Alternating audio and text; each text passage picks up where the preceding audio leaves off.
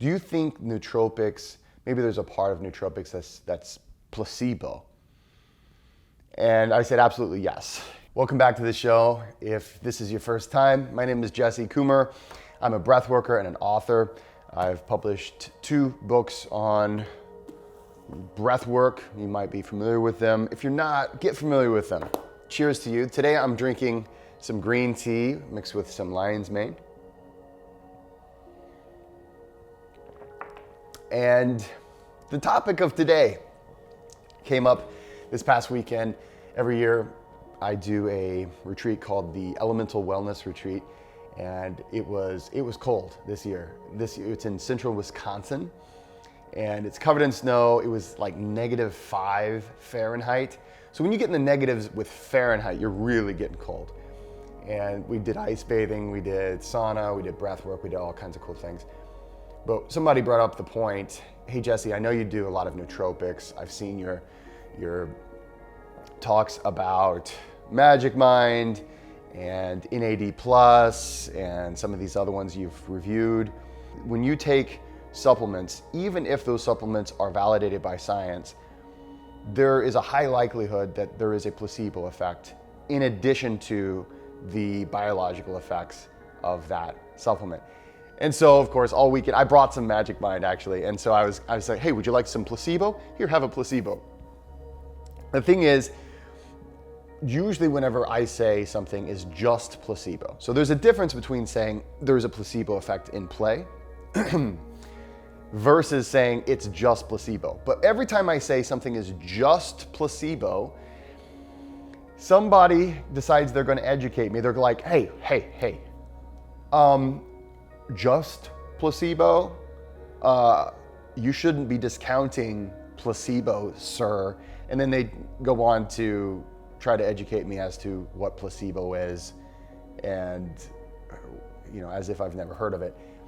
There's a few different camps on the concept of placebo in the health and wellness world. There's one camp that is just like, they just kind of discount placebo altogether, and they're just mechanism only, and it's got to be scientifically validated. The biology has to happen, and forget about placebo. There's the other camp that is maybe on the other extreme, and I run into these people all the time, and they will say, hey, it doesn't even matter how the placebo effect is activated. As long as you activate it, it's all open. Good, let's make it happen. I am not in either one of these camps. There has to be an element of mechanism for me to be invested in doing it. So for instance, I feel like there should either be hard science saying, yes, whether you believe this will do something or not, it will do something.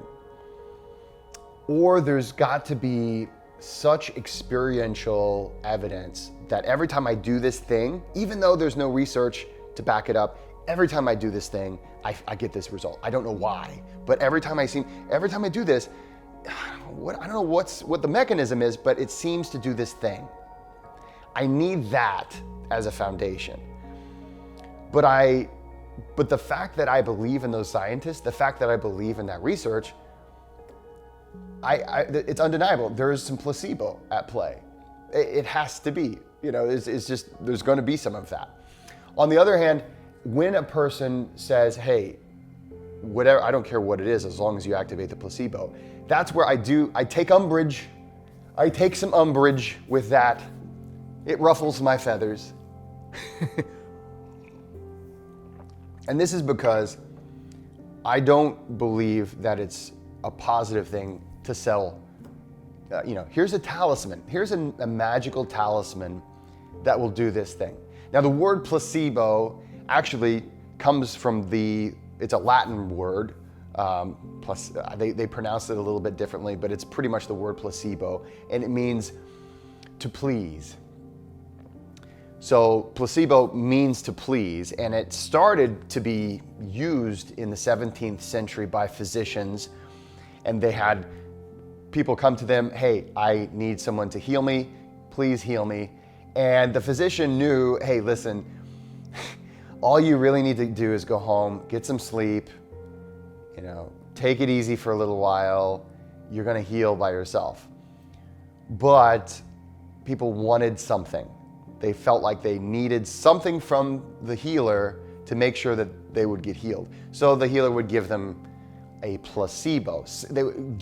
Anything, some kind of medicine or tincture or an oil, walk around your house 3 times. I mean, 17th century, you really didn't want a lot of what was prescribed. I mean, in the 17th century, they used humorism a lot of times, which you might be prescribed a rooster. Here, bring a rooster into your house. Years went by and we discovered antibiotics. And that was in the 20th century. We had antibiotics. And this is one of the things I remember as a kid, you went to the doctor when you were sick and you just always got an antibiotic. Now it was a placebo. Now you could make the argument that, okay, the antibiotic was something that we know, it kills bacteria and bacterial infection, but it wasn't going to cure a cold, right? It was there to make the person feel like they got their money's worth when they went to the physician. If the physician just can't, if you walked in and the physician said, okay, go home, drink some hot tea, get a nap in, relax, don't do anything too strenuous, and in 7 to 12 days, you'll be healed. A lot of people would be like, well, I paid money to come to the doctor to fix me. The reality is, my friends, that you heal you. You have a conscious and an unconscious self. And the unconscious part of you is the part of you that heals you.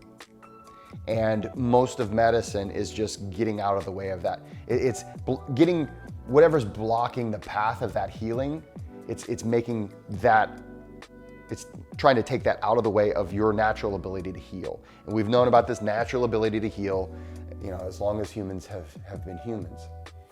So for the longest time, a placebo was something that the doctor just gave a client to make them feel better. And then they started to notice, wow, that shouldn't have had an effect, but wow, look at this effect. And it's been studied over and over again. It's a scientific fact that placebo exists and that you are able to heal yourself, that the greatest healer is you. So when someone says, here, take this, and they know it's a placebo, I have a problem with that. If a person says, this breathing technique makes it so you don't get sick again, I have a problem with that. Because at that point, you're lying, right? At that point, you're not being honest. Even if you're inducing the placebo effect and it's really powerful and that's really amazing, when you say this thing does that, I feel like that has to be true. You need to show proof. You need to show proof that that's true. So we're in a kind of a pickle because what happens so often is that, you'll have what we call them faith healers. And that's literally the vast majority of faith healing, right? We know is a placebo effect. And, they're still helping people a lot of times, but they're still taking money for basically putting on a show. I'm going to create an environment. I'm going to say things that sound healy. I'm going to try to trick you into believing that there's something magical or there's something special here that will cause you to heal. The problem is placebo doesn't always, you can't always just say, hey, this does that, and then placebo takes over. If that were true, all those penis enlargement pills, I mean, we would have an interesting species, because God knows we would overdo that. It would just get weird. Don't fall for that, by the way. I wouldn't know. I've never tried those before. I feel that one ethical way is showing scientific validation, because that will, you have to understand, that's where a lot of the placebo effect works. Hey, this was shown to do this in XYZ study. There's a double-blind study. These people didn't know what the thing was supposed to do, and it did this thing. Okay, I'm going to take it because of that reason. And hey, now we have validated, there was objective measurements taken, and you have to admit, you start to believe, well, this will do that. you're starting to induce that placebo effect, even though the thing itself probably has mechanism. I feel like that's probably the most ethical way. What do you think? Have you had an amazing placebo effect happen? Have you gone to a session where people make claims, I will heal you, and you've had some kind of powerful reaction to that? I'm always very skeptical about those. I'm always incredibly skeptical about healers going around laying hands. I'm not saying it can't exist, but I'm always incredibly skeptical. Maybe I'm just cynical. I don't know. So anyway, cheers to you. Thank you for hanging out with me. Let's go do some breath work.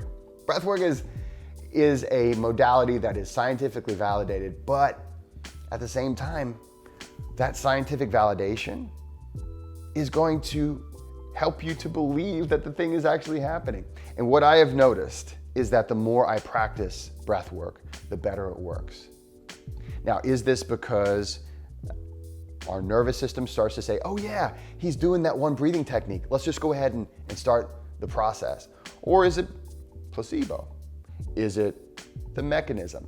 Now, we've known about the science of breathing since the 1800s, and it's been researched heavily in the past 2 decades. So when I say, here's breath work, and this is approximately what we think it's going to do, well, okay, I'm just giving you the facts. This is what happened in whatever studies. But beyond that, who knows what the placebo effect has in store for you. All right, my friends, go ahead and click. It's going to be up here somewhere, and we're going to go to today's breath work. Cheers.